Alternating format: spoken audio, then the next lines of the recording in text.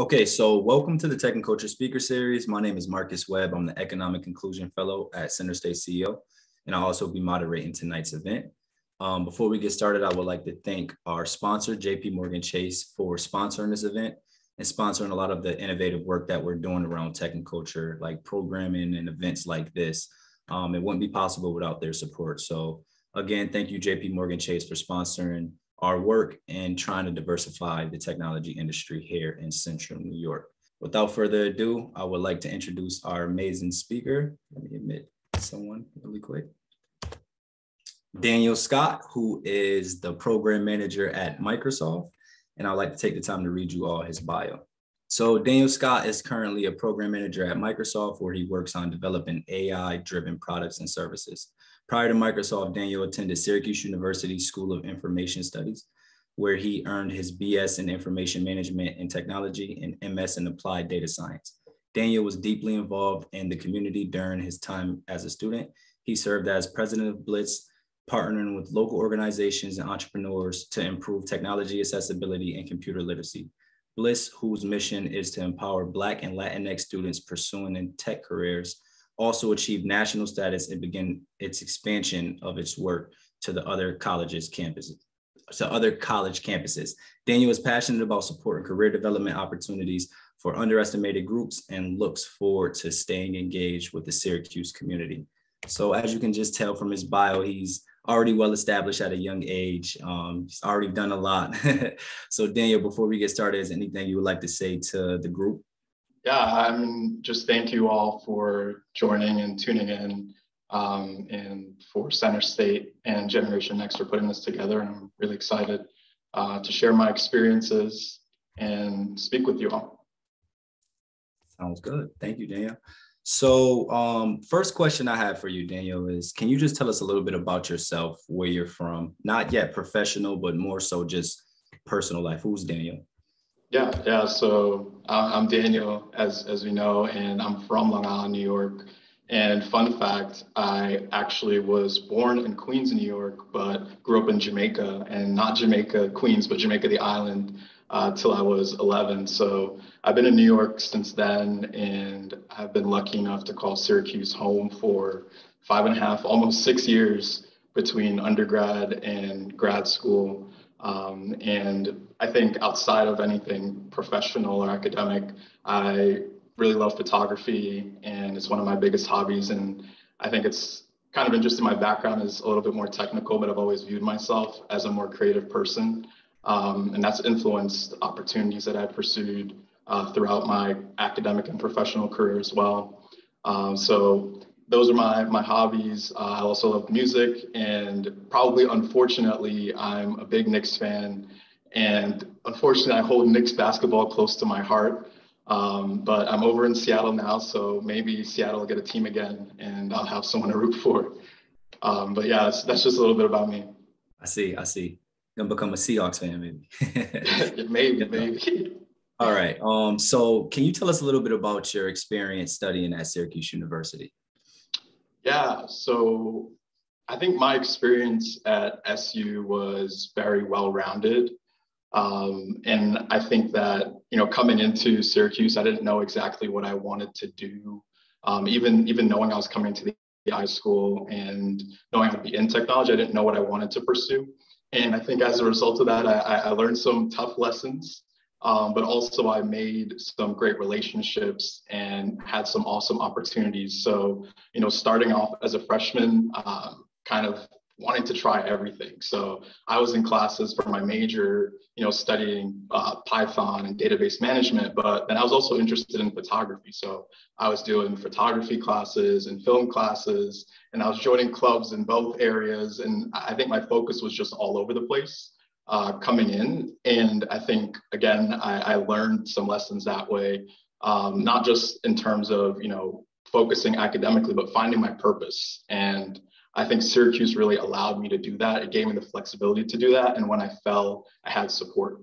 And, going into now my major and tackling the academics of it, actually applying, I'm interested in photography. So I picked up a web development concentration and learned how I could actually intertwine both and use that experience in class to then go to Canon and be a web development intern, which was kind of like a full circle moment that a Syracuse alum actually connected me with. So it's kind of been that experience at Syracuse, both in the clubs and the people that I've met, either through BLISTS or even through academic projects and my professors, always allowing me to pursue my interests. And when I do fail, having, room to fail. And it's allowed me now in my career to have that foundation of not necessarily being afraid to fail and keeping in mind, the Syracuse family and the Orange Network, and even work in the Syracuse community that's prepared me to go out into communities wherever I am. So I think it was definitely well-rounded.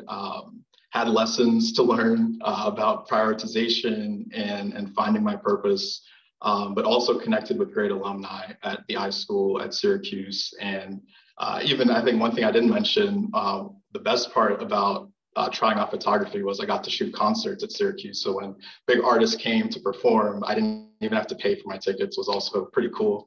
I got to go and shoot those concerts too. So really kind of getting to add my passion and personality to my academic career, and then continuing that going forward. So I think that was my Syracuse experience at a high level, and again, super grateful for it. And the tail end of it in grad school unfortunately happened during the pandemic, but I think again the foundation of my undergrad really set me up well to thrive in that regardless. I see. It seems like you've done a lot, coming to Syracuse. You weren't just here taking classes and stuff like that. You actually made connections and networks with people to open up opportunities for your interests. So congrats, man. That's amazing. I hear you talk a lot about photography. Are you gonna, and we'll probably get into this a little bit later, but are you looking to do anything entrepreneurial with that per se? Yeah, so that's another fun thing about Syracuse is we had a class, it's called Info-Based Organizations, where we got to kind of be a pretend startup. And I actually had a startup idea for booking photographers. And that was kind of my first entrepreneurial technology, my passion and entrepreneurship. And I really enjoyed it. I did it for the class, and then I tried to pursue it a little bit after, but again, I just had so much going on. Yeah. But I think that experience really made me want to also some point later, once I'm settled, to also pursue that. It may not be photography, but around creators and around people who are building things and enabling that with technology. So yeah, right now it's still just a hobby, but I think later on it'll definitely influence some things that I do. Yep, we're living in a generation where your hobby turns into $1 million idea. So for sure. Yep, definitely. Another question to piggyback off of what you mentioned, people talk a lot about the Syracuse University network and family.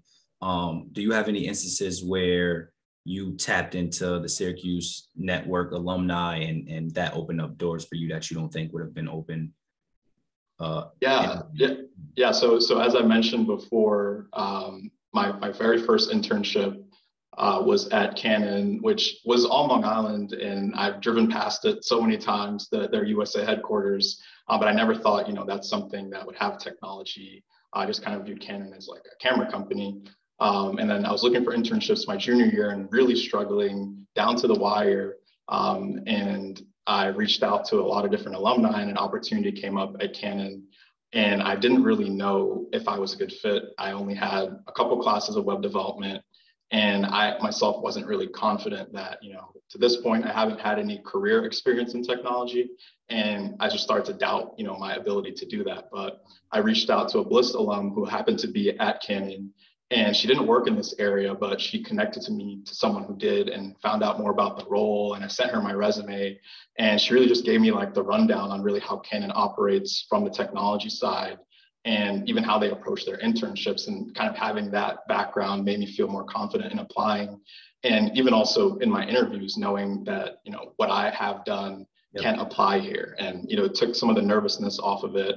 And I wouldn't have made that connection, and I probably wouldn't have applied had she not done that, and had I not tapped into the Syracuse network. So that was something that set the foundation for, further opportunities, getting that initial experience in the corporate world, and actually applying what I learned, doing that my junior year, then set the tone for, what I would go on to do and where I'm at now. So I think that's really one key moment for me and kind of turning point also in my career development.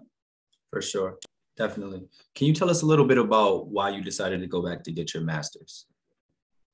Yeah, so kind of piggybacking off my last answer, that internship made me realize that I wanted to be more technical and I wanted to kind of hone in on it, but I didn't really want to be a web developer. And I did the internship and then I was hired as a contract developer for Canon during my senior year. So I continued on my internship and I liked it and I had that experience, but I realized I was more interested in data science and data. And I took a class in the beginning of my senior year. It was a data visualization class. And I realized, yeah, I'm creative and I do enjoy photography, but I also really enjoyed telling a story. And I found the visualization class was a great opportunity to do that and to tell a story with data and, to find a problem and really be able to influence others with data and with the story. And I think that's something that I really enjoyed. And so I did that my senior year, the first semester, and halfway through, I said, you know what, I want to learn more about this. I know there's more to data science than just data visualizations. And I decided I wanted to go to grad school and I wanted to pursue that further. So, it really was just a wanting to learn and wanting to grow in an area that I felt was interesting to me. And recognizing there was challenges in that, but figured, I'm already in this learning mode, so why not just continue and pursue this thing that's interesting to me right now and I know will be valuable in the future. Well said. So you kind of touched on during your internship or before your internship, you were a little intimidated because you didn't know if you had the prerequisite skills essentially. What made you decide, what caught your interest in technology in general? Because technology can be seen as something that's intimidating, just like you said, just for anybody, especially someone from Black and brown background. So what first caught your interest in terms of technology? Yeah, I think, in my generation, our generation too, I don't want to say we're different generations, but we use technology so much.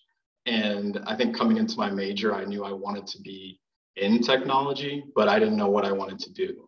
It was just kind of the exciting thing. I had Snapchat, I had Instagram, and I knew, kind of how to work those apps and my laptop and all those things, but I didn't know the back end. And I think that's why I was more intimidated because for one part, I didn't really see anyone that looked like me in these areas growing up. And even first starting out at Syracuse, I didn't tap into the alumni network and I wasn't engaged with BLISTS at that point. So I was still very intimidated. And I think I first really started to be interested when I saw how it could impact people's lives. And this is from like multiple fronts. One, as you mentioned, there's not a lot of Black and brown people who have access to technology, and giving that access, it can really change people's lives, not just from a financial aspect, but also when you consider building technology products, you want to have people from all communities and communities who are overlooked involved in that. And I think that that's something that really brought my interest in technology. And my web development class, I knew I wanted to, again, be creative. And I started building websites for people's portfolios and seeing how even this little knowledge that I gained in class can be applied to help people get money and help people advance their own passions and their careers. It made me realize that, it doesn't have to be limited to just what I'm coding in class and these projects that I'm working on. Like there's real world applications for people who may not really even know about it, and that me doing this and learning can support other people's passions, not even my own. And I think that was the first time where I really figured, I want to pursue this more. And at that point, it didn't totally intertwine with my passions, but being able to support others and help others with it, I think that was really the first stepping stone to me starting on that journey. So I think that's when it really began, and now it's really continued and flourished since then. See, that's super interesting. You took some things that you learned in class and you applied them in the real world. And it's like, hey, I want to keep doing this. That's interesting for sure. So you mentioned BLISTS. Can you tell us a little bit more about what BLISTS is and your role as the president, as the former president? Yeah. So BLISTS stands for Black and Latinx Information Science and Technology Society. And it's focused on empowering Black and Latino students who are pursuing careers in tech. And, it's been around since before me. And, looking back, I almost wish I got involved earlier when I was struggling as a freshman and as a sophomore. But I'll say the organization has been around since '92 and really has helped people who, either didn't have necessarily the confidence or the resources.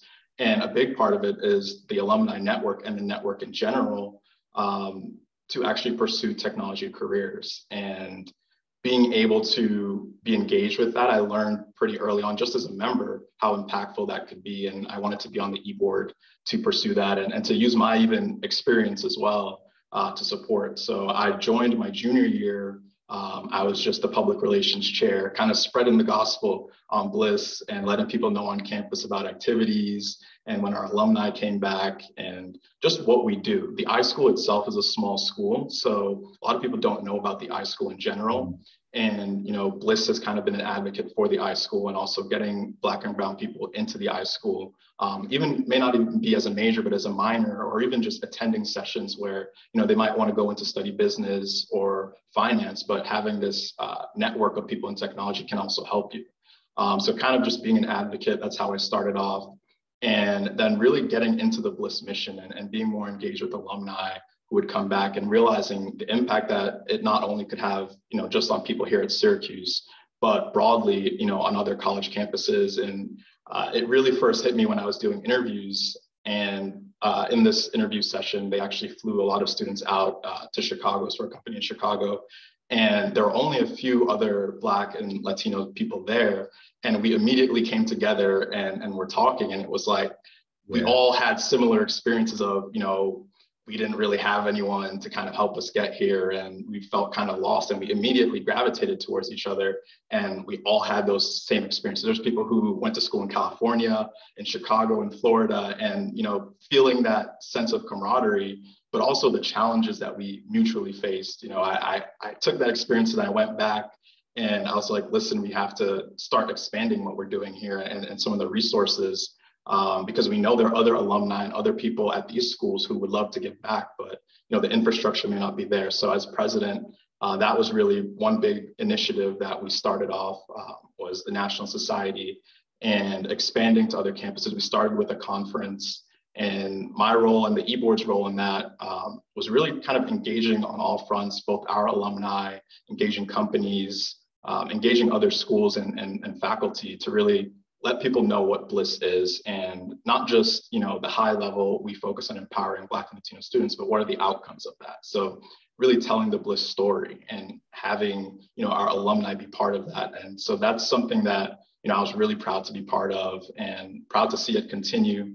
And not just the national focus, but even on the campus at Syracuse itself, having activities where, you're just breaking bread with people who are interested in the same things as you. And it can be really impactful just from like a social perspective of how you, approach your college career and really believe in yourself, seeing other people who look like you also pursuing these careers. So I think having that sense of community and fostering that on campus still with our activities was really important. And now we're actually working further in the community. And I think the iSchool will be having an announcement soon. I don't want to drop the announcement yet, but of partnering with an organization to actually work with schools in Syracuse to have programs and using some of the initiatives and resources available to BLISS to support that as well. So that's really, why I was really excited about initially, being on the e-board and then seeing it continue and being part of that legacy was really important. And I'm super excited to be part of it as an alumni now going forward.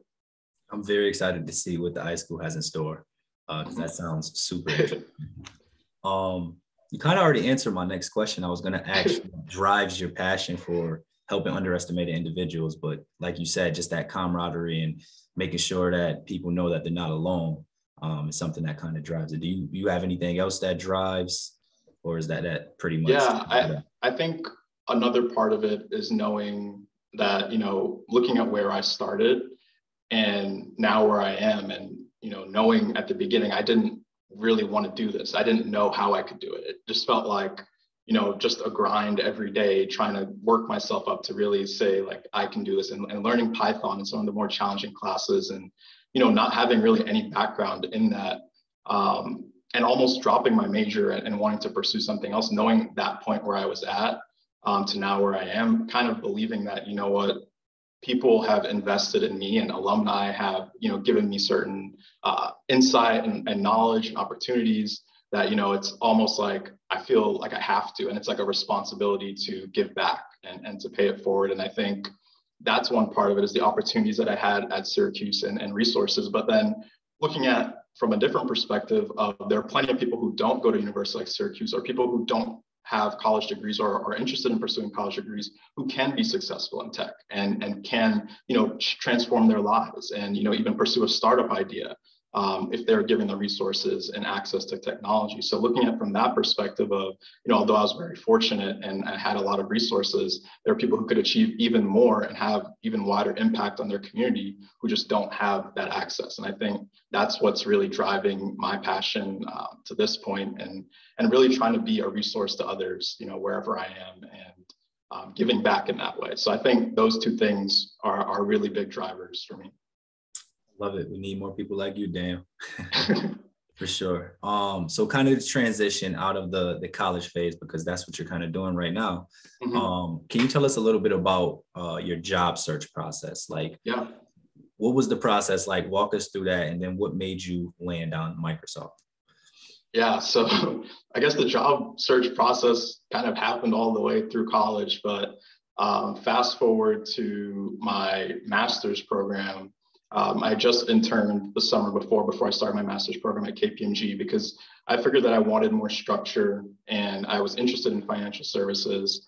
So I figured I would want to pursue tech consulting, but after kind of going through the internship, I realized that, I also wanted the flexibility to pursue technologies and different areas within data science that I was more interested in. And I didn't necessarily want to limit myself at that point. So kind of pairing with my master's program and wanting to continue learning, I kind of looked at opportunities to do that. And I was just like sending out applications, reaching out to alumni, doing a lot of interviews. And it's definitely not easy, even if you do have, the experience, prior experience, or you have, alumni in different companies. Just going through the process can be grueling. So that was really, my search, just going through it and tapping into resources. There's a resource called Jobwell that really supported me in the process. And I think this is another call out. This is an aside, but looking at platforms that actually support Black, Latino, and Indigenous communities, there are platforms out there like Jobwell that focus on actually bridging that pipeline. And creating that pipeline. So I tapped in there and just really tapped into as many resources as I could. And then eventually, when I was ready to give up and just say, you know what, I'm going to stick with KPMG and continue, I decided, let me look at Microsoft. And it wasn't really a decision that I made. It was a friend who was part of the iSchool, was a member of BLISTS, and really believed that I could pursue the opportunity as a program manager. And I'd seen the role before, and I never thought that, one, I had a shot at it, or two, I'd be any good at it. And I didn't think I had the experience that directly correlated to it. And so having a friend and a resource in the company again, and a BLISTS resource nonetheless, who actually encouraged me, and I was saying, I don't want to apply, I don't want to do it, and just being on me about doing it.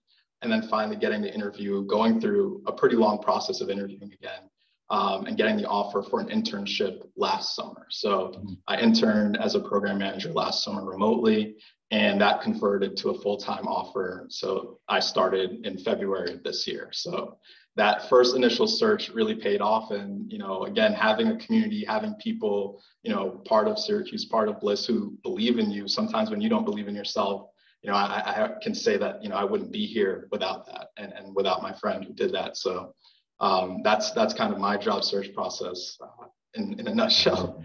That's huge. That's huge, man. Congrats. So can you explain to us your current role as program manager? Like, what does the day-to-day look like? What do you work on? Yeah. So Microsoft calls it program manager broadly. There was a change recently, but I function as a product manager, and I'm in Microsoft's cloud division, their cloud and AI division. And as a product manager, you're essentially focused on the what and why when it comes to building products or building out new features. And you essentially, and in my role, I'm essentially kind of working with people in the marketing department, working with engineers, and kind of negotiating resources and translating between different stakeholders on how we can deliver the best product for a customer. And I have ownership over a feature and a product within the cloud and AI organization. And essentially, what I do in my day-to-day is a lot of meetings and a lot of communication, but also really building my technical acumen at this point. Since I'm new to the company and new to the role, I'm still learning about the technical space. So spending time on my own to also understand the technology stack behind the product.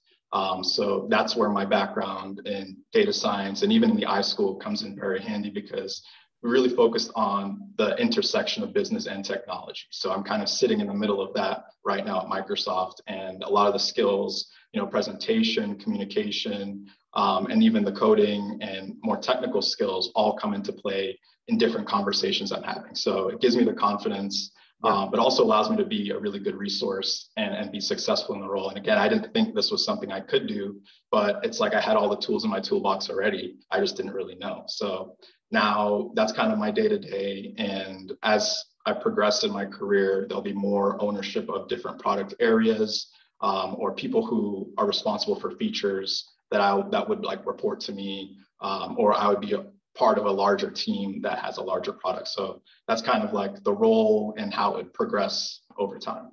I see. Did you, when you first started, did you go through like an intensive training, or did you kind of get just thrown in there and had to tap into your? Yeah, so that's a really good question. So during my internship, I really was just thrown in there. And I think that's something that looking back, I really appreciate from Microsoft, because they do really treat you like a full-time employee, and they give you the ownership of a full-time employee, knowing that you don't have certain background and context on things, so it's not held against you, but they really challenge you to grow and to grow rapidly and give you the support to do that. So I didn't really know anything as in depth as I should have or could have, or I guess I wouldn't say should have or could have, but as needed about cloud infrastructure and deploying and supporting cloud services and onboarding customers to the cloud. I didn't have as much experience in that at the time of my internship. So there was a lot of training around that, and still training now that I'm coming in, that I'm doing as well. But a lot of it was really just learning on the fly and applying, again, some of the skills that I learned in the iSchool, and really asking a lot of questions is really how I survived and thrived in the end. And, I came into Microsoft now full time, and I was actually able to see the feature that I drove during my internship live and actually being used by all of Microsoft. So amazing. That was like a really incredible experience, knowing when I first started kind of scrambling, trying to figure out, what's going on, to now what I did in my short internship being a feature that exists. So yeah. That's awesome, man. To everyone, I have a couple more questions, then we're going to get to the Q&A. So just bear with me for a couple more minutes. Just have a few more things I wanted to ask, then I'll get to the chat. So I know it's early in your career, but how has being a young Black male in the technology industry affected your experience, if it has at all? Yeah, I think that's a good question. And I think one part of it, and one part that stands out, I know for a lot of people, is not necessarily seeing or having someone that you can look to directly, or maybe not even on your team or in your organization, who looks like you or who necessarily understands your background. And I think that's something that very early on, as I've talked now about a few times, like it's something that I struggled with.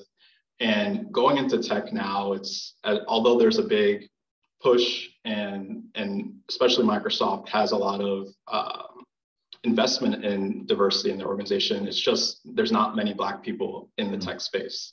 It's just a fact. And so I think something that I struggled with at times is not necessarily connecting or understanding where I can take my career. And a lot of that has led to some self-doubt, even imposter syndrome. And that just being kind of something that I've had to kind of not necessarily struggle with, but also kind of check myself about as well, and tap into my mentors, and always kind of not get too bogged down by that, because although it is the reality, there are also, opportunities, and there are people at the company, and I do have now leadership in my organization, someone who is Black. So, kind of that's something that definitely stood out to me. And then another part of it was just kind of thinking about my role as being Black and even being a product manager, and my voice in building products, and even representing and thinking about my community and other underrepresented communities when we are building products and thinking about our end users. And I think that's something that, is really important, to have really diverse voices and to be creative about that. And I think something that really stands with me, coming from my background, I've had to be a problem solver, I've had to be creative. And I think that's almost been a real plus in my career, even how I've approached it, but even in the jobs themselves. So I think, being Black and then also having certain experiences that many others may not, I think also has been a real plus to my career and to how I approach problems. So I think those are a couple ways. There are so many others and things that you don't realize in the day-to-day. But I think those are a couple things that really stand out to me. I think you hit on a very important part, basically saying, having to be a problem solver, having to think critically and stuff like that, just because of who you are. It definitely gives you an advantage, especially when you add the technical skills that you went out and established. You're up, man. You're up. Yeah. So this is my last question. What advice would you have for others looking to set off in a similar path as you? Yeah, that's a good question. I mean, my path was pretty winding. It was a lot of trial and error. But I would say one thing that really helped me was finding my community and building a community as well. And, either through BLISS, I was able to find that community, but even building a community of friends, of mentors, of professors, and connecting with people may not even look like you, but have commonalities and are willing to support you, and really building those genuine relationships, I think is something that really was a turning point again for me. As I engaged with BLISS more, I got the confidence to reach out to an alumni, and that set up my first internship. And had I not really been more genuinely engaged, or had I not been as genuinely engaged, I probably wouldn't have done that. And I think just focusing on those relationships really helped me. And another thing is actually looking at your interests. And it doesn't have to be necessarily technology. For me, at first, it wasn't.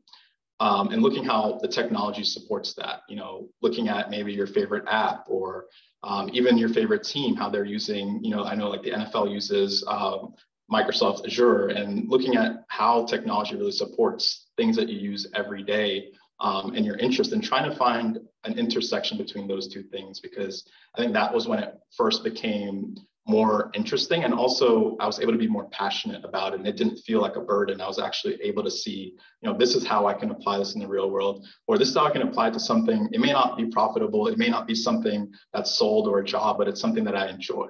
And really starting from that point, so that, the barriers and even the obstacles that you face along the way, you have more momentum behind you. And I think that's something that really helped me, and I would encourage other people to do. And, again, just be willing to fail was the last thing I'll say. Is like breaking into and getting started in tech. It can be intimidating, and it's really, really hard if you're not willing to be a beginner and willing to fail and to struggle. So I think, I definitely experienced a good amount of that, and I think it's made me be able to get to where I am today. So I'd say just be willing to fail and willing to be a beginner and kind of have the humility in that. So yeah, those are three things I think that I would share with anyone who's interested following a similar path, or even getting to tech, or even non-technical roles in tech. Great advice. Great advice. Thank you, Daniel. How do you empower Black and Latinx students pursuing tech careers, as mentioned in your intro bio? Yeah, that's a good question. So for BLISS, our core principles were networking, mentorship, and support.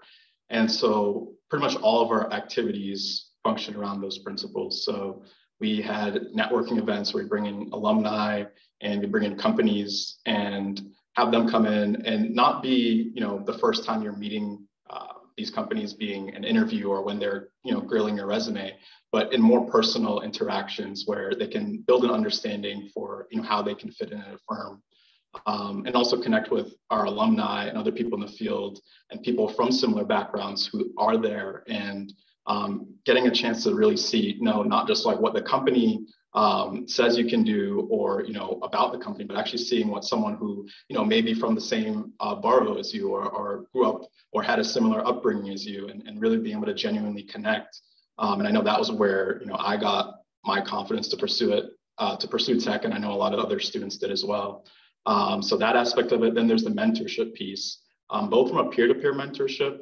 We have students who are, I was a grad student, and we had other students who were TAs and GAs, and we're very knowledgeable about certain areas. So also being a resource to your peers, and actually having a mechanism for doing that, and having a community around that, where you didn't feel like you're bothering anyone, but actually wanting to have that more formal connection. So the mentorship peer-to-peer, and both from peer-to-peer, and then as well as our alumni and more senior people in the field coming back and giving talks about their journeys, their time at Syracuse. Also, even knowing classes that people have taken, it can help you choose, okay, if I want to pursue this career, this is a relevant course I can take, or this is a professor I should connect with, or this is a research lab that I should be a part of.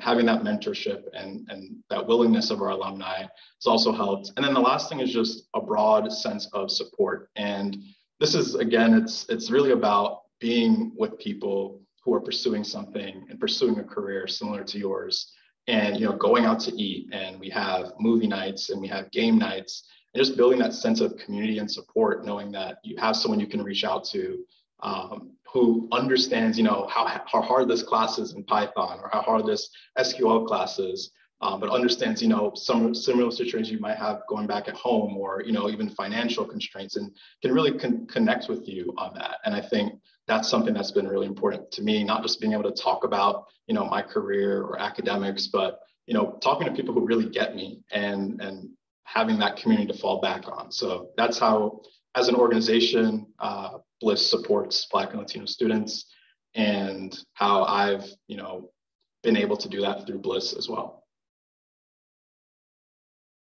Great question. Great answer.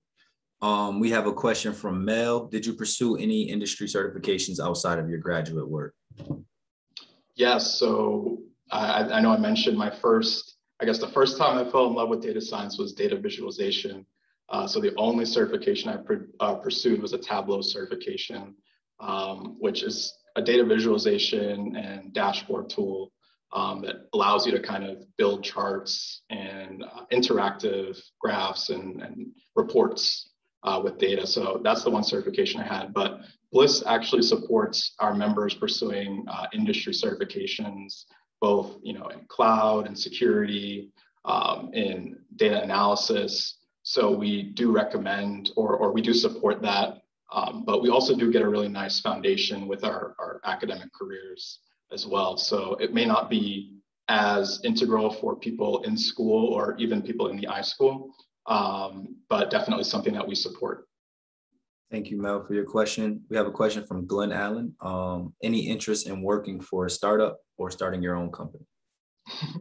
Yeah, I think I do definitely have interest in working for a startup.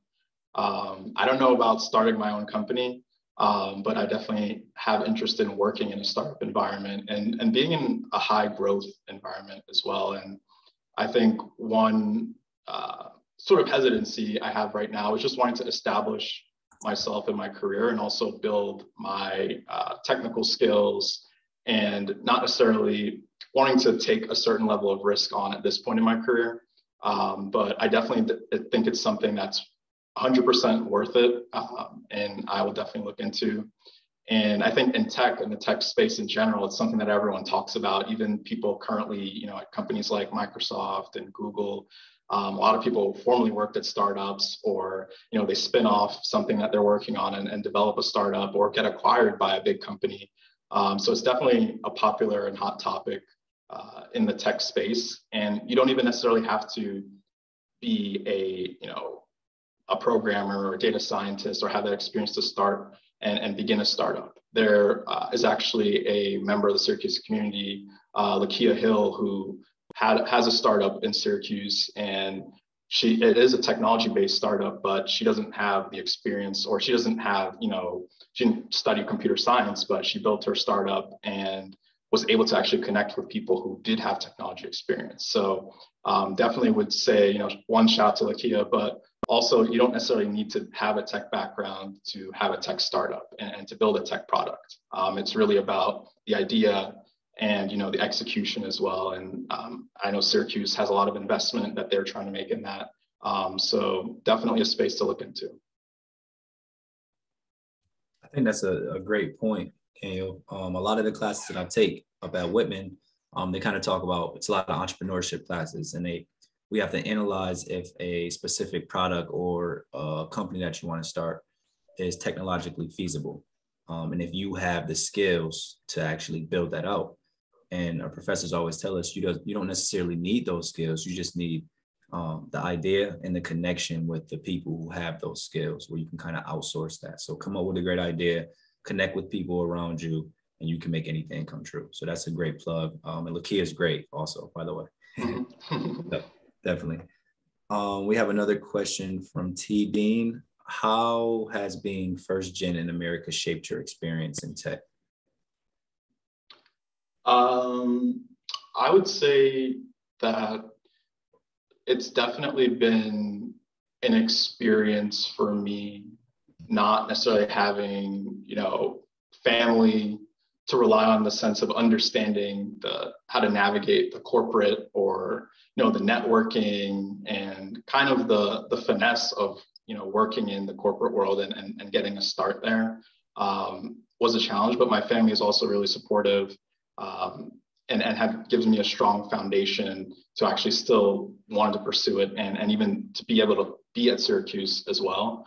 But I think the challenge of actually navigating the corporate space is one thing that I think stood out to me. And when I would look at other students my sophomore year, my freshman year, and parts of my junior year who were getting internships at some of these top companies, and I was just looking at myself like, I'm not really meant to do this. And there weren't people who really looked like me or had similar experiences. And I just thought to myself, like they're way smarter, or they have all these connections and they have these resources that I don't have.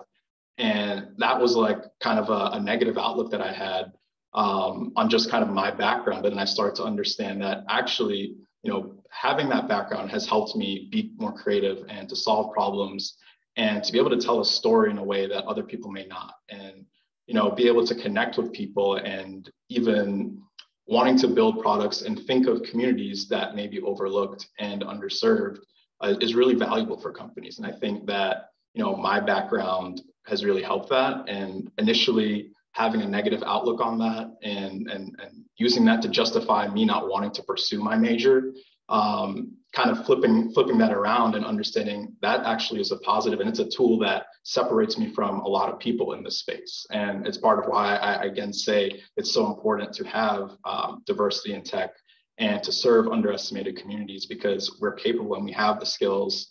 It's just sometimes we don't necessarily see the connection, or people may not think that we have or see the connection in us, I would say. So yeah, that's how I think that's impacted me. Great question, great answer.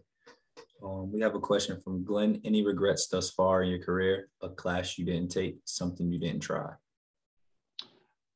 I would say a problem early on was I was trying everything. As I was saying, I was in the film classes, my coding classes. I think, I don't know if I would say it's a regret, but I do wish I was more engaged with not only BLISTS earlier on, but also the Syracuse community, and not just engaging in the sense of, oh, I'm going to join this club, or, oh, I'm going to go volunteer just to volunteer, but to actually be present and to understand and start exploring the value and the purpose of being engaged. And I think just the way that college is, when you come in, you got 4 years, you're trying to just get what you can out of it and move on. And a lot of times, especially myself, I didn't take the time early on to slow down and really think about, both my purpose, but also the purpose of organizations and efforts that I can do and the impact of that. So I think, had I done that earlier, I think maybe I would have gotten to where I am a little bit earlier. But again, I think I learned so many lessons not doing that and kind of failing and trying everything and going through that process that I wouldn't say it's a regret, but I definitely would recommend others to, be engaged and be present and explore the purpose of what you're learning and where you're volunteering and spending your time. Another one from Glenn. Have you been able to get other alum/connections into MS? So I just started 2 months now, but interestingly enough, there have been connections made between other BLISS alumni and iSchool alumni to bring people into BLISS as interns, not necessarily bring them in, but kind of give them, your experience. And as I said before, the application and interview process was very intimidating. And a lot of other students who are in these processes, they have, they may go to a Harvard or they may go to a Cambridge or a Yale, where they have, alumni who are, very well represented in these companies and they have direct resources. So BLISS kind of is starting to build our own, network in these companies. And, we have like our founder, one of our founders works at Google. And our other founders are very established in their careers. So starting to kind of build the network, not just here at Syracuse and just broadly as an alum, but really in these companies and starting to actually, help people with that recruitment process and get engaged with mock interviews and with resume prep. And that's what I've spent some of my time doing before I started, was kind of helping people choose and figure out, where to best apply what they've learned and practice for interviews. So not directly bringing into Microsoft, but kind of supporting that process of applying and starting to us build out this connection and network within these companies. I have another question from Nicole. Well, the first question from Nicole, I got here late, but do you know of other technical programs like BLISS outside of the university? Yeah, so there are actually, so I would say outside of the university, as in other campuses, I'll say that first. So there's organizations like NSBE, which is National Society of Black Engineers, and then SHPE, Society of Hispanic Professional Engineers. And then there's organization like Inroads that partners with companies to kind of bring in talent. And even our alumni, BLISS alumni, founded an organization called America on Tech, which actually focuses on getting engaged in the community and high school students and giving them opportunities to get experience before they get to college in tech. So there are more professional organizations that operate on university campuses, but America on Tech is an example where they actually bring in students. I think they're based out of New York City, Miami, and Los Angeles, where they work with schools in those cities and students in those cities to actually develop a curriculum and give students an upper hand when they do get into college of having that experience and having that on their resume to really accelerate their academic careers and professional careers. So there are other organizations out there, and BLISS is grateful. We've been partners with all of those organizations and actually have, as I said, our alumni leading America on Tech as well. So yeah. I'm currently, I do know of Center State because of a woman there, Liza. Okay. So I have that in my back pocket, but I just wanted to know because I'll be starting school in the future, and I think the ones that he listed were perfect ones. Perfect. Thank you, Nicole. Yep, you're welcome. So again, thank you everyone for joining the Tech and Culture Speaker Series. Here is a list of resources that you can tap in through Center State CEO. You just have to visit the website as you did to register for this event.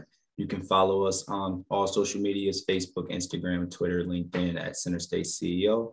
And you can also follow Daniel at DanX Scott on Instagram. Plug you in there real quick, Daniel. If you have any questions, you can reach out to Generation Next at centerstateceo.com on how to further get engaged with tech and culture. Daniel, thank you for your time. Truly appreciate it. And I hope everyone enjoy their night. Thanks for having me, Marcus. And thank you everyone for coming.